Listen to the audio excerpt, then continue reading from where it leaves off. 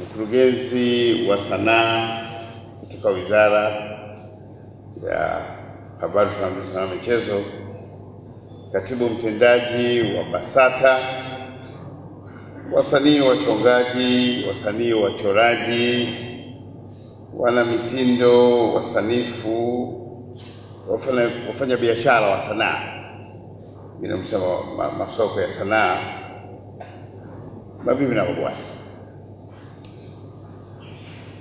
Nianze kwanza kwa kumshukuru sana Mheshimiwa Naibu Waziri kwa yale aliyosema, ni mambo muhimu, na naomba nisisitize kwamba tutazingatia tuweze kwa kweli kunyanyua tasnia sanaa nchini kwetu, ianze kuonyesha tija kwa wahusika wote. Niwapongeze sana ndugu zangu, hasa wenyeji wetu hapa Makumbusho ya Taifa, na kuwashukuru vile vile kwa kuanzisha programu 2 za sanaa hapa ambazo zinawajengea uwezo mkubwa sana wasanii wetu Tanzania. Kwanza ni kazi za mikono na ufundi ambazo mnasema kila mwisho wa mwezi inabidi mzidisplay hapa, mzionyeshe. Huo ni ubunifu wa hali ya juu sana, utatusaidia sana kadri tunazidi kwenda, na vile vile hizi kazi za jukwani, kwamba kila mwisho wa mwezi huku haya yanafanyika. Baada ya muda, isiyo kila mwisho wa mwezi mzima, na mimi na uhakika baadaye mkurugenzi, itabidi tuanze kuwa tunatoa tiketi hapa utakapokuwa watu wamejaa, watalii wa ndani na wa nje. Huo ni ubunifu mkubwa, na nakupongeza sana mkurugenzi na wenzako. Lakini vile vile kazi mnaofanya ya kusambaza kazi za sanaa mikoani na hata nje, tena kwa kutumia TEHAMA, huu ni mchango mkubwa sana katika kukuza sanaa nchini kwetu, na lazima juhudi hizi ziungwe mkono na Wizara ya Habari, Utamaduni na Michezo. Ulikuwa unatuomba kwamba naomba hii endelezwe. Kwa kweli uhitaji kuomba, niye tayari mmetuonyesha njia, na mimi nakuhakikishia, mimi na mwenzangu Naibu Waziri hapo, wizara nzima tutashusha hii elimu, tutashusha ujumbe. Hiki ni kitu cha kudumu, niye endeleeni na sisi tuko nyuma yenu.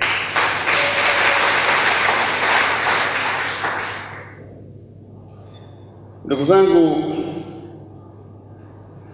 niwapongeze vile vile wanatafuta kwa kuendesha kampeni ya nguvu kweli dhidi ya rushwa. Kama alivyosema mwenzangu, nilipoingia nimeona ile display ya kazi zetu za sanaa zote zikipiga vita rushwa. Zingine ni kazi kuelewa vizuri, kwa sababu zinahitaji akili ya juu sana. Ndio maana mheshimiwa anasema, watu wanasema kazi za sanaa za watu wanasema, wengine wanaamini kazi za sanaa za watu ambao wanaje na shule. Hapana, kuna shule kubwa kweli pale, kuna abstract art pale. Kama kichwa chako ni kidogo, hutaelewa, utapita kapa, inabidi uelezwe kama mtoto mdogo wa darasa la kwanza. Leo nimeona kinyago kimoja pale, nikasema hapana, haiwezekani. Na shahada zote hizo nazo nishinde kuelewa hapo. Piga hesabu haraka haraka, wapi bwana? Sasa aliyechonga ananieleza Unaona logic inapokuja sawa sawa kila sehemu. Sasa unaona unajifanya umesoma kompyuta huyo kweli? Hapana.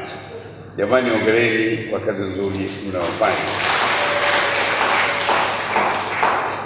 Na vile vile niwape hongera sana waigizaji wetu waliokuja hapa. Ujumbe wenu tumeuelewa, na naelewa mna changamoto hiyo, lakini naomba niwahakikishieni kwamba dawa yake ya kudumu inachemka, iko jikoni, tutaifikia sasa hivi.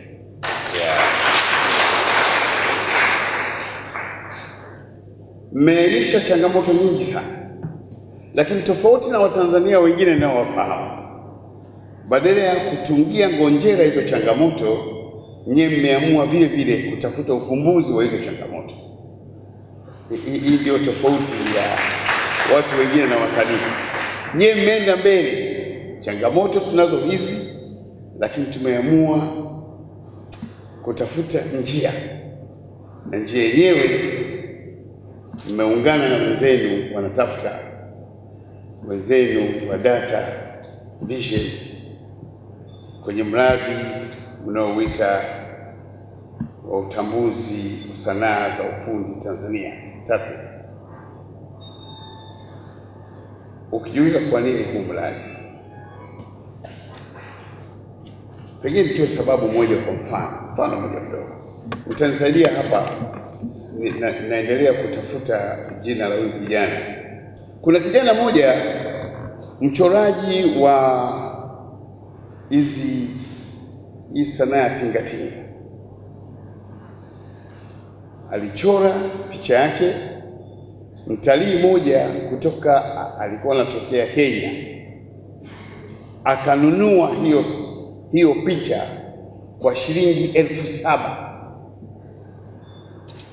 na kijana kwa amepata sana.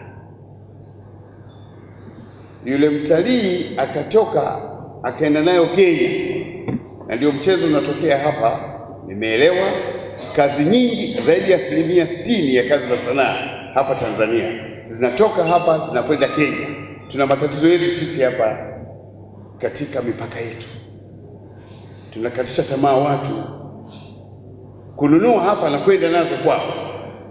Kwa hiyo sisi tumekuwa kama soko la Kenya dogo, tumekuwa ni ka backyard garden ka Kenya.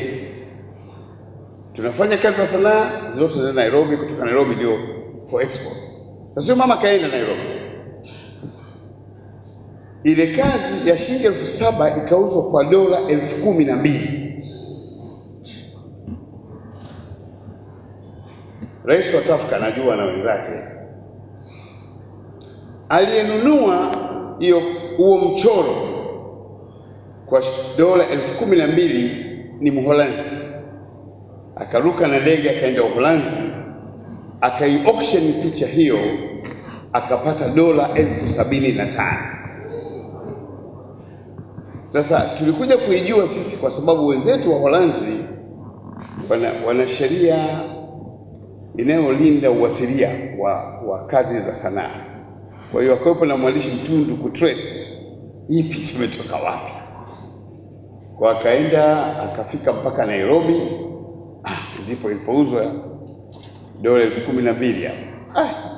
Akawa analalamika kwenye matangazo yake, jamani, nimewanyonya watu. 12,000 afuta kuuza 75,000. Si angalau huyu mtu aliuza hapa 12,000 angepewa angalau 30,000. Sasa aende kwenye kiini cha hiyo kazi ya sanaa. Akaja hapa akaambiwa, hiyo kazi fulani, namtafuta kijana sana. Tena situpate huyo jamaa. Ni fulani, alishasahau. Alipoonyesha kwenye picha, akasema mimi nilichora hii picha. Uliuza shilingi ngapi? Sasa kajua hapa inaweza kufungwa. Nafikiri niliuza bei kubwa mno. 7,000 ni nyingi akili ya Tanzania. Asema shilingi 7,000. Mholanzi kuamini kama aliuza ile picha kwa shilingi 7,000 ambayo kipindi hicho juzi tu ni kama dola 3.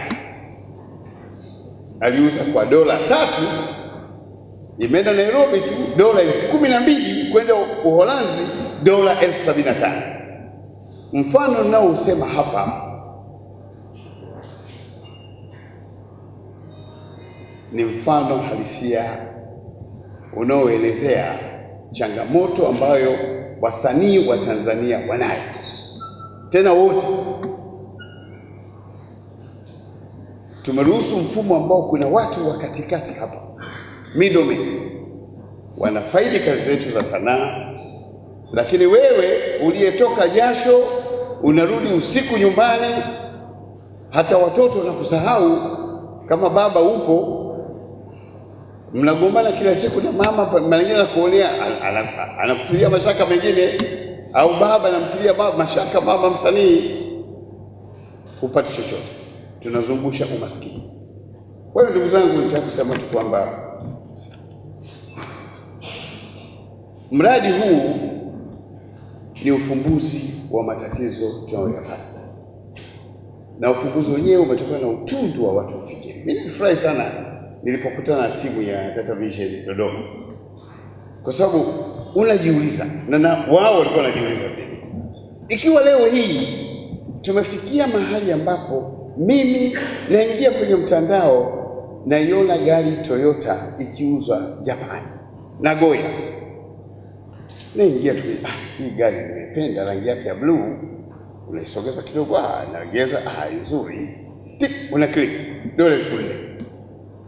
Na huku unaanza kuhangaika mwenyewe kwa kama dola 1000 TRA au kodi yao hii, itabidi niandae kama milioni kama 8 hivi. Kuna uhakika gari unakuja kuikuta iko bandarini.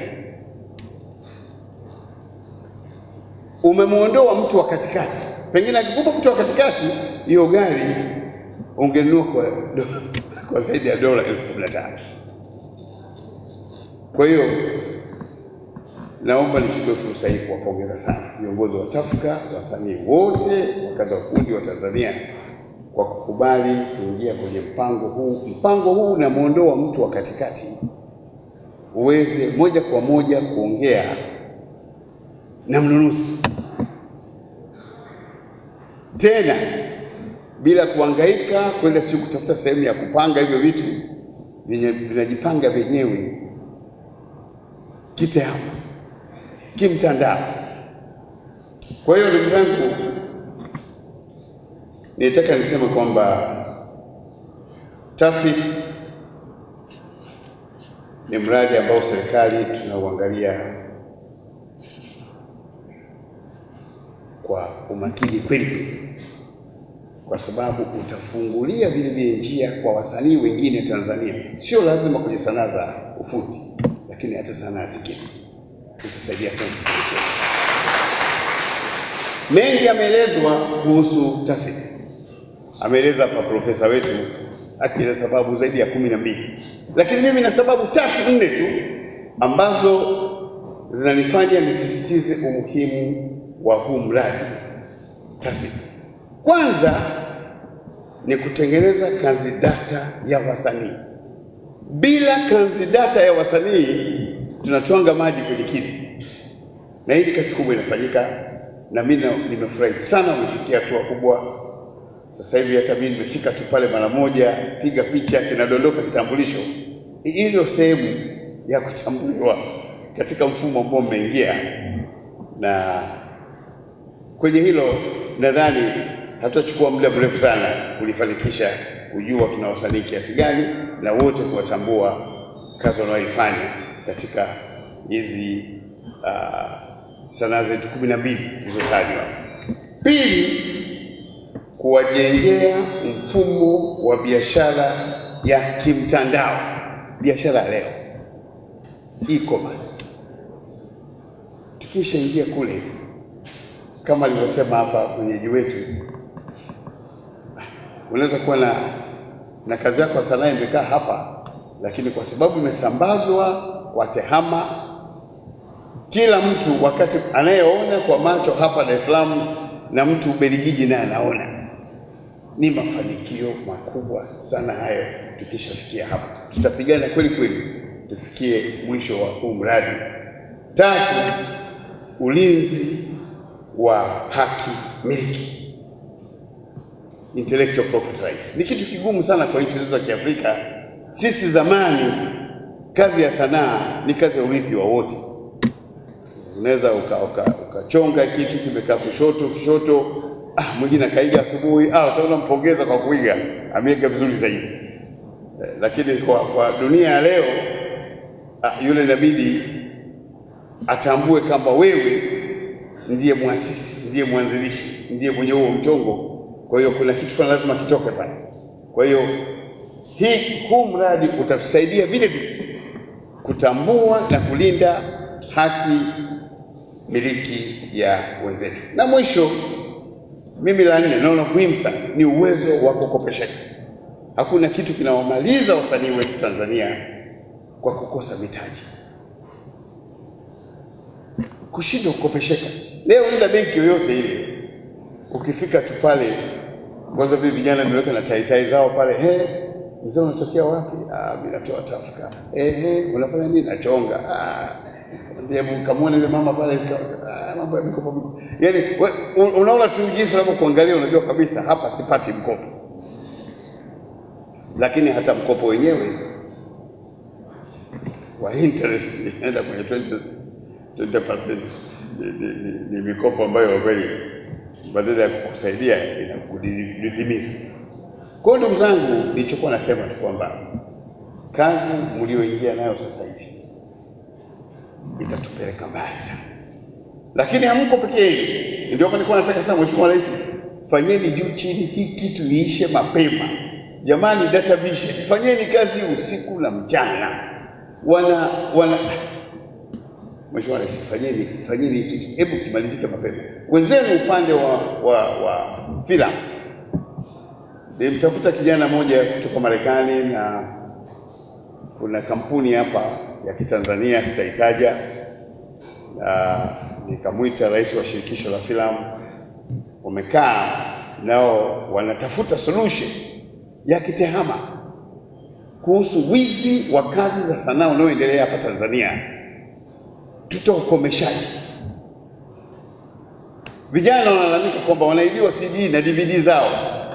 Wanafikiri njia pekee ni kuingiza kazi zao sanaa kwenye mitandao YouTube. Sasa swali mimi nalojiuliza, na mpaka sasa nimeengage wataalamu wangu wanaangalia, hivi kweli tunakwepa kuibiwa kwenye YouTube? Lakini matokeo yanaonyesha kwamba huko ndio tunaibiwa, yani vizuri kweli kweli. Kwa sababu wameenda shule wale, wewe unapata kwenye kasimu kako huko busy kila siku kuangalia, wameangalia watu 2500, kumbe watu milioni 20. Wewe una control gani? Unajua nini? Kwa hiyo ndugu zangu, tuna kazi kubwa ya kufanya. Tusio watu wa kutunga ngojera za kulalamika, tuwe watu wa kutafuta majawabu. Na mmeni inspire sana mwenzangu, ndio maana nikamwambia bwana, twende kule wote, wizara nzima.